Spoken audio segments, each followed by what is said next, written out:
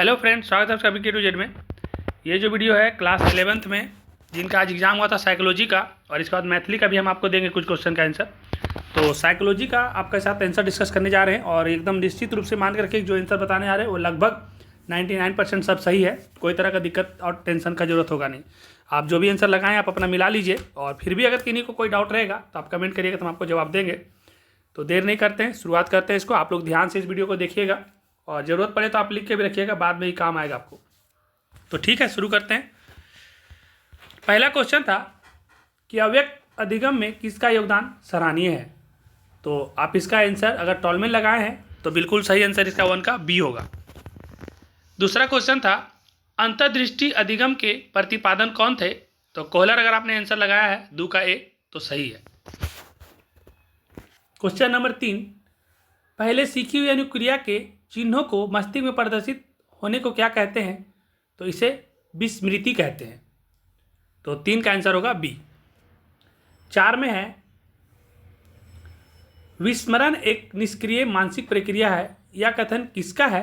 तो यह कथन जो है एविगहॉस का है। ए से लिखेंगे उसको तो एविगहॉस का है। इनका कहना था कि समय के साथ जो बीतने की वजह से होता है, जिसमें विस्मरण एक निष्क्रिय मानसिक प्रक्रिया है, समय के हिसाब जैसे जैसे समय बीतता है उसके वजह से ये होता है। और एविगहॉस इनका सही आंसर है। बहुत सारे लोग आपको बी आंसर लगाएंगे, लेकिन ये निश्चित मान करके कि इसका आंसर सी सही है। कौशल अधिगम के चरण हैं। तो कौशल अधिगम के चरण में संज्ञानात्मक, स्वायत्त और सहचारात्मक ये सभी हो जाएगा। कॉग्निटिव भी हो जाएगा, ऑटोनॉमस भी हो जाएगा, और एसोसिएटिव भी हो जाएगा। तो ये ए बी सी ये तीनों आंसर हो जाएगा, इसका मिला के डी। तो 5 का आंसर अगर इन्होंने आपने डी लगाया तो सही है।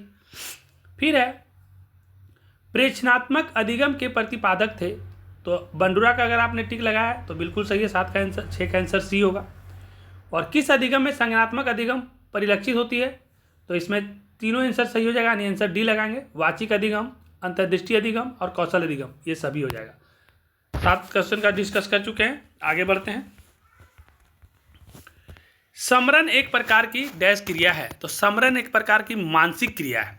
तो अगर आपने 8 का आंसर ए लगाया तो सही है। वाटलर के अनुसार समरण का स्वरूप एक रचनात्मक होता है, इसको क्रिएटिव लगाएंगे। बहुत सारे लोग इसका आंसर ए बताएंगे, लेकिन रिप्रोडक्टिव होने से ज़्यादा क्रिएटिव होता है। अगर वाटलर के अनुसार समरण के बारे में बोला गया तो ऐसे भी समरण जो है ये क्रिएटिव है, तो ये होना चाहिए। और अगर वाटलर के अनुसार किन्होंने अगर रिप्रोडक्टिव बताया तो आप इसको कमेंट करके हमको बताइएगा, लेकिन इसका आंसर सही बी होगा। सीखना व्यवहार के परिणाम स्वरूप व्यवहार में कोई भी परिवर्तन है। तो सीखना व्यवहार के परिणाम स्वरूप व्यवहार में कोई परिवर्तन है, इन्होंने जो कहा था। तो एक तो इनका आंसर इसमें जो 4 ऑप्शन है उसके हिसाब से गिलफोर्ड सही होगा। और अगर कभी एग्जाम में जाए और गिलफोर्ड अगर आंसर बना दे तो कॉन्वेक अगर आंसर दे देता है तो भी आंसर सही होगा, लेकिन इस ऑप्शन के हिसाब से गिलफोर्ड सही है। अधिगम के सिद्धांत मानव जीवन के प्रत्येक क्षेत्र को समृद्ध करने में अत्यंत डैश है। तो अत्यंत इमोशनल है। तो इमोशनल नहीं आएगा तो इसमें संवेगात्मक लिखेंगे, संवेदनात्मक है। थकान, दवा या अन्य नशीले पदार्थों के कारण व्यवहार में परिवर्तन को क्या नहीं माना जाता है। तो अगर थकान, मतलब दवा या अन्य नशीले पदार्थ के कारण इसको क्या नहीं माना जाता है पूछ दिया, तो नहीं के सामने टिक लगा लिया, क्योंकि जहाँ पर नहीं बोलता है वहाँ पर थोड़ा सा आपको ध्यान रखना है कि कुछ लोग है को लगा के चल जाएंगे। यहाँ पर बोला है नहीं, तो ये देखिए यहाँ पर जहाँ नहीं बोला ना, इसको ध्यान रखिएगा, ये नहीं पूछा है और नहीं बोला, तो इसका आंसर हो जाएगा सीखना नहीं होगा, तो आंसर सी हो जाएगा। किस मनोवैज्ञानिक के अनुसार स्मृति का मॉडल प्रवाह चार्ट के नाम से भी जाना जाता है। तो एक्टिसन और शिफ्रिन के अनुसार।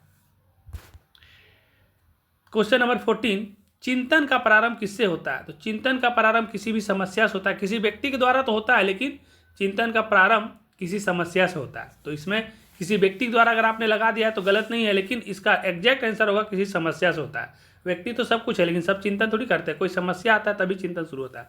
तो आंसर 14 का बी सही है, लेकिन अगर इन्होंने ए लगाया तो 50-50 मान के चलिएगा। मूर्त संक्रियात्मक अवस्था किस अवस्था से संबंधित है। तो जो मूर्त संक्रियात्मक अवस्था है ये बाल अवस्था, चाइल्डहुड से संबंधित है। और पूर्ण संक्रियात्मक अवस्था इस समय विधि, तो पूर्ण संक्रियात्मक जो होता है वो मूर्त के बाद ही होता है, तो ये भी बाल अवस्था, चाइल्डहुड ही हो जाएगा।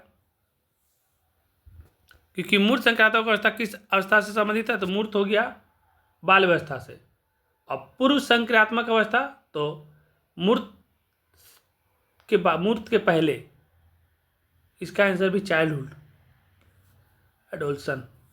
16 का एक और कमेंट करिएगा, आंसर भी ही सही होगा। चिंतन ज्ञानात्मक रूप से एक मानसिक प्रक्रिया, चिंतन ज्ञानात्मक रूप से एक मानसिक प्रक्रिया, ये रॉस के द्वारा कहा गया था। प्रत्यक्षीकरण की योग्यता जन्मजात होती है, किसका कथन है? तो प्रत्यक्षीकरण की योग्यता जन्मजात होती है, एक गेलस्टॉल मनोवैज्ञानिक जो है उन्हीं के द्वारा ये कहा गया है। और इस वीडियो का ये लास्ट स्लाइड है कि संज्ञानात्मक सिद्धांत को प्रतिपादित किया है तो पियाजे ने। रचनात्मक चिंतन की कितनी अवस्थाएं होती है? तो रचनात्मक के 4 अवस्थाएं होती है, जिसमें एक होता है तैयारी, उद्दीपन, प्रदीपन और सत्यापन, तो 4 होते हैं। किस मनोवैज्ञानिक ने संज्ञानात्मक उन्नति की अवस्था सिद्धांत का प्रतिपादन किया है? तो पियाजे ने। संज्ञानात्मक विकास उन्नति पियाजे ने। सक्रियता की प्रतिक्रिया कहलाती है, तो संक्रिया की प्रतिक्रिया कहलाती है समरूपता, सम्मिलित अवस्था, परिवर्तनीयता, तो ये इनमें से सभी हो जाएगा। 22 का आंसर अगर आपने डी लगाया तो सही है। संज्ञानात्मक विकास से अभिप्राय है सामाजिक उन्नति का, संज्ञानात्मक विकास से अभिप्राय है सामाजिक उन्नति का। और संज्ञानात्मक उन्नति का अवस्था सिद्धांत का जनक, तो ये 3 बार क्वेश्चन लग रहा है, दे दिया, हर बार आप पियाजे को ही लगा दीजिए। पीपुल्स ऑफ साइकोलॉजी के लेखक विलियम जेम्स हैं, 1895 में लिखा गया है। समान अवस्था में श्वसन का अनुपात क्या होता है? समान अवस्था में श्वसन का अनुपात 1:3 होता है, 1:3। समाज में उच्च स्थान उपलब्ध करना किस प्रकार का प्रेरणा है? तो समाज में अगर आप उच्च स्थान प्राप्त करते हैं तो आपके लिए अचीवमेंट है, उपलब्धि हो जाएगा। और 28 में शरीर में किसी या किसकी कमी से संतुलन बिगड़ जाता है? तो सबसे ज़्यादा तो पानी का अगर स्थिति गड़बड़ हो गया तो वह संतुलन बिगड़ता है, लेकिन अगर धूप, खाना भी अगर देखेंगे तो इसमें से कारण सभी है, लेकिन अगर किसी में पूछ दिया प्रमुख कारण तो पानी होता है, लेकिन इसमें पूछ दिया किसकी कमी से, तो इसमें कोई भी कमी होगा तो संतुलन बिगड़ेगा। ऐसा नहीं कि पानी की कमी हो, धूप का कमी हो जाएगा तो नहीं बिगड़ेगा, खाना कमी होगा तो नहीं बिगड़ेगा, तब भी बिगड़ेगा। आंसर इनमें से सभी ले लीजिएगा। जीवन लक्ष्य किस प्रकार की प्रेरणा है? तो जीवन लक्ष्य जो है एक सामाजिक प्रेरणा यानी सोशल, इसको लगाएंगे। 29 का आंसर सी हो जाएगा। और सीखना कैसी प्रक्रिया? तो सीखना एक स्वाभाविक प्रक्रिया, नेचुरल, उसको कोई ना कैसे भी आप रहिएगा, जन्म हो गया या आप धरती पे आ गए तो कुछ ना कुछ सीखते ही रहते हैं। तो ठीक है, इस वीडियो को हम और बड़ा करेंगे नहीं।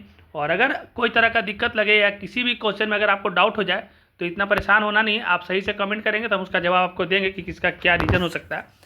और अगर अच्छा लगे तो लाइक करिएगा, और जो सब्सक्राइब नहीं कर लीजिए, क्योंकि आप 11 के बाद 12 में जाएंगे तो आपका 12th का हर सब्जेक्ट का, चाहे आर्ट्स में हो, चाहे साइंस में हो, चाहे कॉमर्स में हो, ऑब्जेक्टिव हम सारा का करवाएंगे। बाकी सब्जेक्टिव में जो आपका डिमांड होगा वो भी करेंगे। तो आप इस वीडियो के नीचे कमेंट जरूर करिए अगर आपको कोई तरह का दिक्कत है या कुछ पूछना है या कोई नया वीडियो चाहिए तो। धन्यवाद, समाप्त करते हैं इस वीडियो को।